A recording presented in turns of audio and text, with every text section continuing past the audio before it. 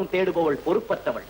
அத்தகைய இரண்டொரு சகோதரிகள் எங்கோ இருந்தால் உலக சகோதரிகள் அத்தனை பேரையும் மொத்தப்படுத்தி கூறுவது மெத்த கொடுமை. கொடுமையா? கொடுமையிலும் கொடுமை. அதனிலும் கொடுமை அடுத்த வாக்கியம். கொலையும் செய்வாள் பத்தினி. சகிக்க முடியாத கொடுமை. கோமான் மகளாயிருந்தாலும் இந்த கோரச் செயலுக்கு உட்படுவாளா? அதிலும் பத்தினியா? தெய்வம் தொழாமல் கொழுநனை தொழும் குலக்கொடி. கல்லென்றாலும் கணவன், புல்லென்றாலும் புருஷன் என்று நடக்கும் புனிதவதி. அத்தகைய பத்தினியாக வாழ்ந்தவள் இந்த பாதக செயலுக்கு இணங்கவே மாட்டாள். எழுதியவன் ஏட்டை கெடுத்தான், படித்தவன் பாட்டை கெடுத்தான் என்ற பாட்டிகளின் பழமொழிக்கு பச்சையான எடுத்துக்காட்டு இந்த ஏடு. அறிவற்றவன் கூட ஆமோதிக்க மாட்டான் இந்த வாக்கியங்களை. இதற்கென பல அறிஞர்கள், ஆராய்ச்சி மன்றம் அவசியமே இல்லை. அளவறிந்து பேசும். நான் அவசியமாக பேசி அவமானப்பட வேண்டாம். என்ன அனுபவம் முதிர்ந்த ஞானியோ நீ சொல்வதையெல்லாம் ஒப்புக்கொள்ள. என்னுடைய வாழ்க்கையில் இவை அனைத்தும் பொய் என்பதை நிரூபித்து காட்டினால் நெஞ்சார வரவேற்போம். அது எமது கடமை. ஆனால் உம்மால் இது முடியாது. முடியுமா முடியாதா என்பதை விரைவில் காண்பீர்கள். இந்த வகையில் வெற்றி பெறாவிட்டால் வீரன் மகன் அல்ல நான். வருகிறேன். அரசாங்க திட்டங்களில் முக்கிய அம்சம் என்ன? அநேக திட்டங்கள் அமலுக்கே வருவதில்லை, விரைவாரம் பெற்று விடுகின்றன. சில திட்டங்கள் தகுந்த சமயத்தில் நிறைவேற்றப்படாமல் பசி அடங்கியபின் ருச்சியான விருந்தளிக்கும் முறையில் கையாளப்படுகின்றன. எது எப்படியாயினும் ஏழ்மை தாழ்மைகளை நிரவும் நமது திட்டங்கள் ஏட்டுச் சுரைக்காயாகிவிடக் கூடாது. அரசே, இளவரசர் ஸ்ரீ ஸ்ரீ சுந்தராங்கதர் வருகிறார். சந்தோஷம். சுந்தராங்கதன் சுறுசுறுப்பு எந்த குமாரனுக்கும் இல்லை. சந்தேகம் என்ன?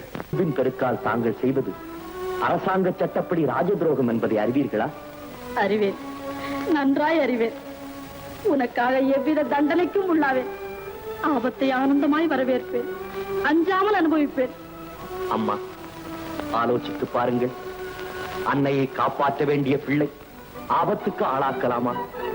நான் அறியா சிறுவன் அல்ல. அரசாங்கத்தை ஏற்று நடத்தும் ஆற்றல் உள்ளவன். அந்நிய நாட்டில் அனாதை போல் அலைய மாட்டேன் அம்மா. அஞ்ச வேண்டாம். பெரும் பொருள் திரட்டி வந்து என் தந்தையை பெருமடைய செய்கிறேன். விடை கொடுத்து அனுப்புங்கள். அவ்வளவுதான். என் அச்சம் ஒழிந்தது. சொன்னபடி செய்வாய் என்பது நிச்சயம். சென்று வெற்றியுடன் விரைவில் திரும்பி வா.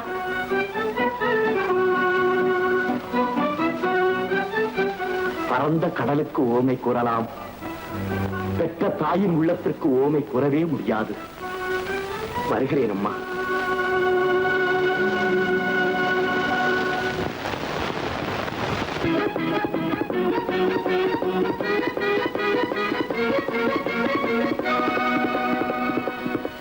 உன்னை சொல்லி உபயோகமில்லை. இந்த அரண்மனையில் அவமதிப்பு அதிகமாவதற்கு காரணம் அவ்வப்போது தண்டித்து உங்களை வெளியே அனுப்பாதுதான். ஆகட்டும், குணாவின் சுரூபத்தை இன்றைக்கு தெரிந்து கொள். தேவி, தங்களது சகோதரன் சுந்தராங்கதன் வருகிறார். அப்படியா?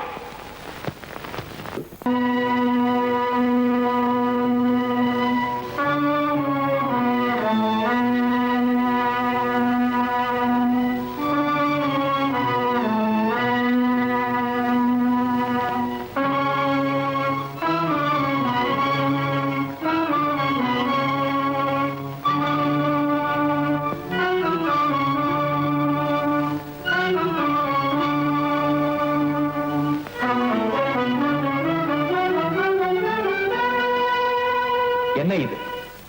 சோறுங்க. என்ன முறைச்சு என்னங்க பண்றது?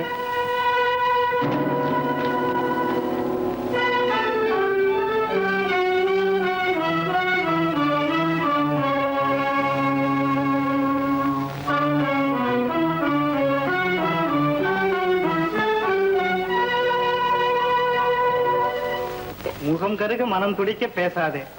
சீரும் சிறப்புமாய் வரும்போது சிரித்து பேசுவது பெரிதல்ல. அப்பொழுது சீறினால் தப்பிதமும் அல்ல. அண்ணன் என்ற ஆசையும் பாசமும் கண்ணை போல் காக்க வேண்டும். அண்ணன் என்று சொல்லவே அவமானமா இருக்கிறது. நான் சொல்வதை நாளை நீங்களே ஒரு காலத்தில் சொல்வீர்கள். நான், நீ அல்ல. தங்கள் சகோதரியை பார்க்க கைவீசி கொண்டு போங்கள், தெரியும். தேவி, இது என்ன கோலம்?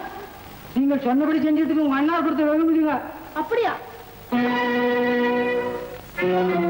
அளவுக்கு மீறோட்டிதான் நாட்டகாசம். என்ன இது? அவமதிப்பையும் அகம்பாவத்தையும் சகித்துக் கொள்ள என்னால் ஆகாது. அவர்கள் அனுபவம் மிகுந்த ஆட்கள். என் உள்ள கொதிப்பை எளிதில் உணர வல்லவர்கள். உன் உள்ளத்தை வேலைக்காரர் மூலம் வெளியிடுவதின் சீர்கேட்டை நீ உணர்ந்தாயா? அருமை தங்கியை பார்க்க ஒரு அரசகுமாரன் வர வேண்டிய முறையை உணர்ந்தாயா? அந்தஸ்தையும் அதற்கேற்ற பண்புகளையும் மறந்து அவமானத்திற்கும் ஏளனத்திற்கும் ஆளாக்க வந்தான். யார் அழைத்தது? ஆசை கடுமையான அகங்கார சொரூபமே அற்ப சீர்வரிசை உன் அன்பை அகற்றிவிட்டது. மமதை என்ற மாடியில் நின்று உதாசீனம் என்ற காலால் உதைத்தாய். அடுக்காக உள்ள அவமரியாதை படியில் வீழ்ந்தேன். சகோதர பாசம் உன்னை சாந்தப்படுத்தும் என்று எண்ணினேன். ஆகாயத்தை அண்ணாந்து பார்த்து நின்றாய். தீனக்குரல் காட்டினேன். தீப்பொறி கக்கியது உன் சொற்கள். பார், இப்படி பார். அந்த புறம் முழுதும் அடைத்து வைக்கக்கூடிய சீர்வரிசை வாங்கலாம். எவ்வளவு பொன் பார். பொன்னை கண்டதும் புன்னகை தோன்றுகிறதே, சீர்வரிசையை கண்டால் சிரிப்பு தோன்றிவிடுமா? சீர் கொண்டு வந்தால் சகோதரி என்ற வாக்கியத்தை பொய்யாக்கி விடலாம் என்ற திட நம்பிக்கையோடு உன்னை போதித்தேன். வெற்றி பெறுவோம் என்று வீண் கருமம் கொண்டேன். விஷப்பரீட்சையாய் முடிந்தது. வருகிறேன். வாக்கியத்திற்கு வெற்றி, எனக்கு தோல்வி. வந்த வேலை முடிந்து விட்டது. விடைபெற்றுக் கொள்ளுகிறேன். மைத்துனரே, உங்கள் சகோதரியை கொண்டு உலகத்தை மதிப்பிட வேண்டாம் என்பது என் வேண்டுகோள். பெண் இனத்திற்கே அவள் விதிவிலக்கு. உங்கள் உடன் பிறந்தாளாக அவள் உதித்தது விதிப்பயன். மனைவியாக அமைந்தது என் மகத்தான பாக்கியம். இப்படி வேதனையுடன் விளையாடுவதில் விருப்பமா உங்களுக்கு?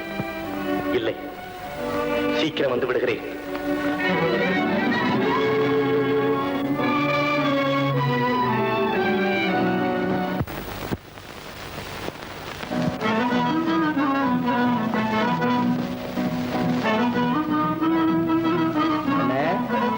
அண்ணே, என்ன தம்பி, யாரு நீ?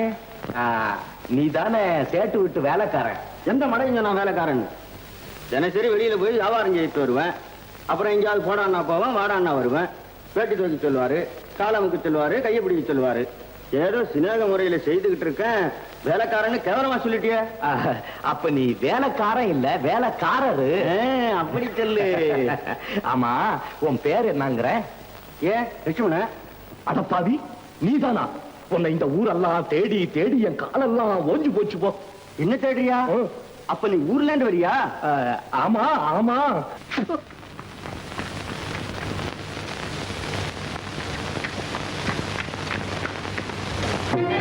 சாமி இருக்க முடியலையே.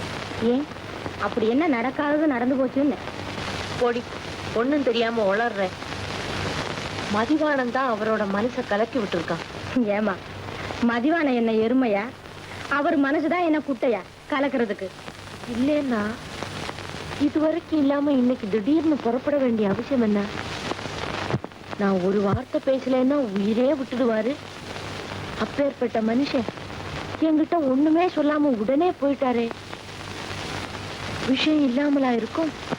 வாஸ்தவம் தான். ஏமா, ஒருவேளை விஷயம் தெரிஞ்சு ஏதாவது விபரீதமா வந்துட்டா விட்டு கொடுக்கவா முடியும்?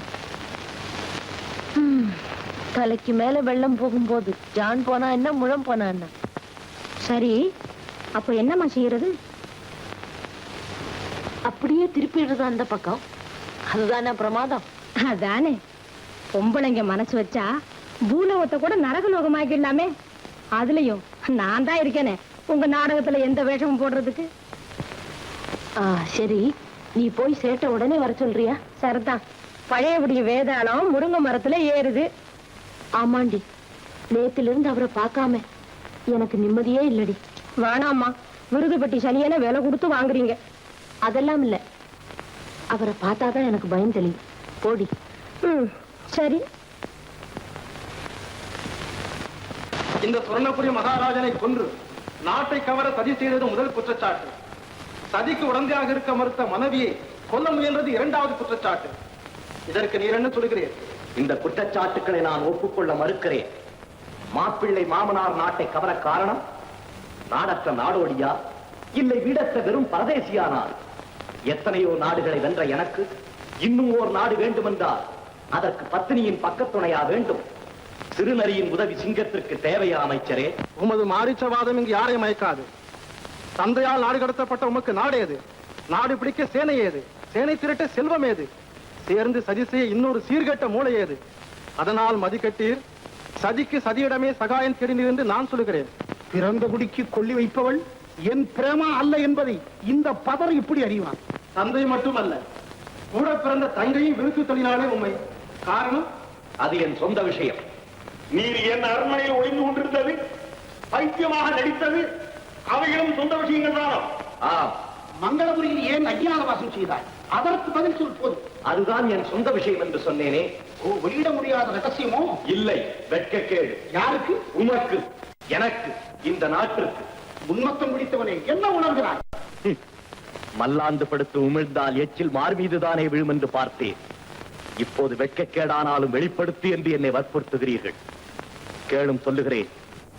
மாசுண்டாளும் அது மகள் கைப்பிடித்த கணவனை வஞ்சித்தாள். பரபுருஷனுடன் கொஞ்சி குழாவினார். தன் மானத்தை மட்டுமின்றி எல்லோர் மானத்தையும் அண்ணாக்கி விட்டார். என்ன நெஞ்செழுத்தம்! எல்லை மீறியை நீ இப்பொழுதே வெட்டி எறிகிறேன். பொறுமை மகாராஜா, கற்பு கட்டவள் உமது மனைவி என்றீரே, அப்பொழுதே நீர் ஏன் அதை வெளியிடவில்லை?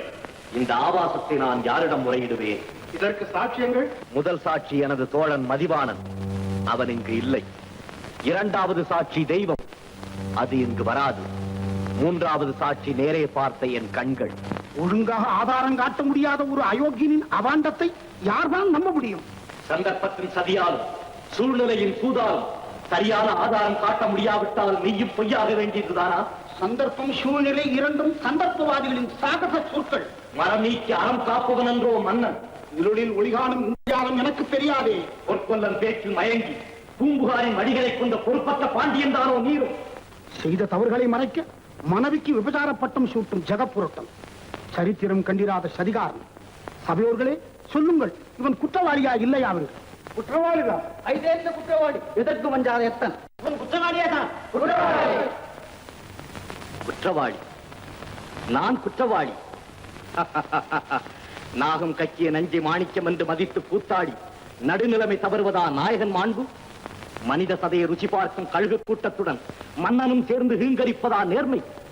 நீதியை சீர்குலைப்பதற்கா சிங்காதனம்? சத்தியத்தை சாய்ப்பதற்கா செங்கோல்? தர்மத்தை தலைகுனிய வைப்பதற்கா தலைமுடி? உண்மையை ஒருப்பதற்கா உடைவாள்? நீதி சின்னங்களை பின்னப்படுத்த துணிந்துவிட்ட அநீதிமானே, உன்னைத்தான் கேட்கிறேன். இது ஒரு நீதிமன்றமா? தேசியனும் தாழ்வான மகளுக்காக வெட்கப்படாமல் விருது பேசும் வீணனே, உன்னைத்தான் கேட்கிறேன். நீ ஒரு வேந்தனா? சண்டாள சதிகாரிக்கு சாமர வீசி சுயநலம் கருதி சூட்சமத்தை ஆராய மறுத்து அராஜகத்துக்கு தூபம் போட்டு வடமைக்கு மங்களம் பாட நினைக்கும் மாமிச பிண்டங்களே, உங்களைத்தான் கேட்கிறேன். நீங்கள் எல்லாம் மந்திரிகளா?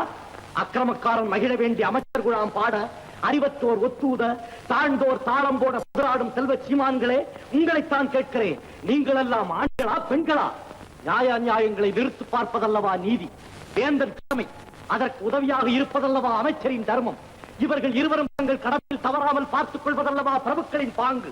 அதற்கு பதிலாக இங்கு என்ன நடக்கிறது? கபடத்திற்கு கட்டியம், அகந்தை காலவட்டம், பகல் வேஷத்திற்கு பாராட்டு, சத்தியத்திற்கு சாவும் அணியடியுங்கள். அற்பர்களே, நன்றாக அடியுங்கள். அபராதமே செய்தறியாத ஒருவனின் ஆயுளை முடிக்க ஆலசியம் காட்டாதீர்கள். நீதியை மிதித்து அநீதிக்கு கொடியேற்றி கோர நர்த்தனம் ஆடுங்கள். பாவமற்ற ஒரு பரிசுத்தமானின் ரத்தத்தால் பத்ரகாளி பிரேமாவுக்கு அபிஷேகம் செய்யுங்கள். நடக்கட்டும் உங்கள் ஆசைவேலை. மகிழட்டும் மன்னன், மண்ணில் உருளும் என் தலையை பந்தாடி மகிழட்டும் மன்னனின் மகள். தெய்வம் பொறுக்குமா உங்கள் திருக்கூற்றை?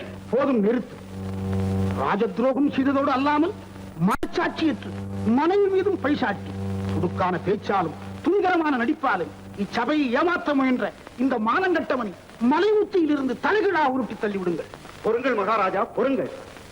பழத்தை திருடி தின்னவன் ஒருவன் இருக்க பழத்தோட்டத்துக்கு உடையவனை தண்டிப்பது நிரபராதி இளவரசர். அரே பகவான், சட்டா ஹோ கயா? நம்மகராம் சேட், பிரேமதலாசத்தின் கதாநாயகன். महाराज नमस्ते महाराज, नंबल की गलती नहीं महाराज, गलती नहीं. इलवर्सी बात सुनना बनता, नंबल को वो सुनना पड़ता. नंबल के निजल सुन रहा महाराज. नमस्ते नमस्ते नमस्ते. नंबल की कोई सुन रहा है महाराज? महाराज, इलवर्सी की नंबल सुनना, कितने प्रसंग की तो हम सयादे सयादे सुनना. केकले महाराज, आज केकले केकले केकले महाराज. अरे इधर की निकले चुमा निकली. सुनो सुनो महाराज, तोची की अला करियम महाराज. तोची तोची बोलो बोलो बोलो बोलो बोलो. உண்மைதான் மகாராஜா, வேண்டாம் இந்த விளையாட்டுன்னு அப்பவே சொன்ன. இளவரசி கேட்கல. போதும் போதும், இந்த போக்கிரி சிறையில் அடைத்து வையுங்கள்.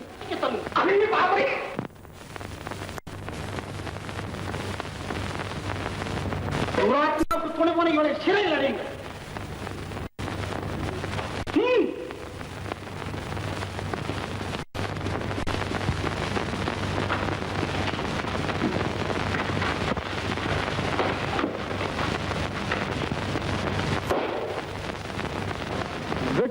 உனக்கு ஒரு முக்காடா? குலப்பெருமையை ஒரு க்ஷணத்தில் குலைத்து விட்டாய். நம்பிய என்னை அடியோடு நாசமாக்கி விட்டாயடி. நயவஞ்சகி, துரோகி, கிராதகி, இவளை சுண்ணாம்பு காலவாயில் வைத்து சுட்டு விடுங்கள். அதற்கு அவசியமில்லை அப்பா. என் மோதிரத்தின் விஷம் இப்போதே அதன் வேலையை செய்ய ஆரம்பித்து விட்டது. நீ இறப்பதே மேல். உண்மை. எட்டிய இனிய கனி என்று எடுத்துண்டவன் எப்படி உயிர் வாழ முடியும்? தனனை தாமரை என்று நினைத்து தலையில் வைத்துக் கொண்டதின் பிறகு தப்புவதங்கே. அளவற்ற பாசம் வைத்தீர்கள். நானோ உங்களை மோசம்தான் செய்தேன். மனதை அடக்க வகையற்று மதிகட்டி மானம் இழந்தேன். எல்லாருக்கும் கல்லியாய் ஏழு பிறப்பும் தீயவனாய்த்தான் இங்கிருந்து மறையப் போகிறேன். தவறினேன். அந்த ஒரு தவறை மறைக்க தவறு மேல் தவறு செய்தேன். கபட நாடகம் ஆடுதல், கருணை இல்லாதிருத்தல், கண்மூடித்தனமாக நடத்தல், இவற்றில் கைதேர்ந்த கள்ளியாகிவிட்டேன். இதோ பலனையும் கைமேல் கண்டுவிட்டேன். பிறந்த குடிக்கு கொல்லி வைக்க மாட்டாள் என் பிரேமா என்று சொன்னீர்கள். ஆனால் உங்கள் இருதயத்தில் என்றுமே அணையாத பெரும் கொல்லியை வைத்து விட்டுதான் போகிறேன். அப்பா, இந்த தூர்த்தையும் மன்னித்து மறந்து விடுங்கள் அப்பா. அப்பா, இப்படி அழைக்க எனக்கு உரிமை இல்லை. ஆனாலும் அழைக்கிறேன். ஆண்டவனின் தண்டனையை அனுபவிக்க போகும் இந்த பாதையை மன்னித்து விடுங்களத்தான். மாதவியை மணந்து நீங்கள் இன்பமான இல்லறம் நடத்துங்கள். அப்பா, வருகிறேன். அப்பா, அப்பா.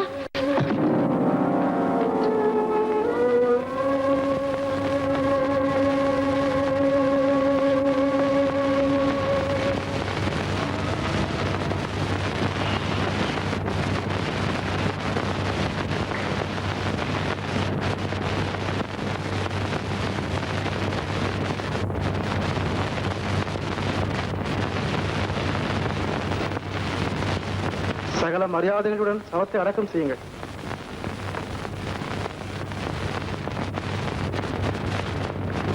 மகாராஜா, இளவரசர் சுந்தராங்கதராமன் இவர். அடைச்ச பைத்தியக்காரராக இருக்கிறாயே. என் தம்பியின் மாமனார் வீடு என்பது எங்களுக்கு தெரியாதா? விளையாட்டுக்கு சொன்னால். தம்பி ஏமன் தானே இருக்கிறேன் அண்ணா. இரு இரு இரு. சுந்தராங்கதா. அப்பா. அண்ணே சுந்தராங்கதா. அம்மா. அம்மா. அப்பா. சித்ரா, விசித்ரா. சுந்தராங்கதா, என் தவறுகளை மன்னித்து விடு. இனி நீதான் இந்த நாட்டின் மன்னன். சுந்தராங்கதா, பொருள் கொண்டு வராததற்காக உன்னை தேசப்பிரஷ்டம் செய்த என் பிழையை நான் எப்போதோ உணர்ந்து விட்டேனடா என் கண்மணி. கொண்டு வந்தால் தந்தை, கொண்டு வந்தாலும் வராவிட்டாலும் தாய், சீர்கொண்டு வந்தால் சகோதரி, கொலையும் செய்வாள் பத்தினி, உயிர் காப்பான் தோழன். இந்த 5 வாக்கியங்களை பற்றி ஒரு ஆராய்ச்சி மன்றத்தில் விவாதம் நடத்தினேன். அதை பரீட்சிக்கவும் துணிந்தேன். முதல் 3 வாக்கியங்களை மெய்ப்பித்தார்கள் தங்கையும் தாயும் தந்தையும்.